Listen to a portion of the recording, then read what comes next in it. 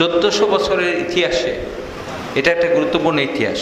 বিশেষ করে ভারতীয় উপমহাদেশে এই যে বালাকোটের আন্দোলন এবং ধারাবাহিকভাবে বালাকোটের 100 বছর পরে আবার জামাত ইসলামের প্রতিষ্ঠা, তারপর আবার যেটাকে আমরা 1857 সালের মিউটিনি বলি, সিপাহী বিপ্লব বলি, এবং এই সমস্ত আন্দোলনে আমরা উপমহাদেশের ইসলামী আন্দোলনের লোকেরা সচেতনতার সাথে অংশগ্রহণ করেছি।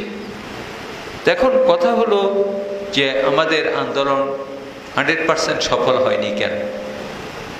100% সাফল্য এটা এত সোজা বিষয় না। মুহাম্মদ রাসূলুল্লাহ সাল্লাল্লাহু আলাইহি ওয়াসাল্লাম তিনি আমাদেরকে পরিপূর্ণভাবে দিন কায়েম করে দেখিয়ে গেছেন। এরপরে 32 বছর খোলাফায়ে রাশিদিন এই দুনিয়া শাসন করেছেন। তার পরবর্তীতে আস্তে আস্তে আস্তে আস্তে আমরা দেখছি যে রাজতন্ত্র এসে ইসলাম থেকে জনগণকে দূরে সরাই নিয়ে গেছে।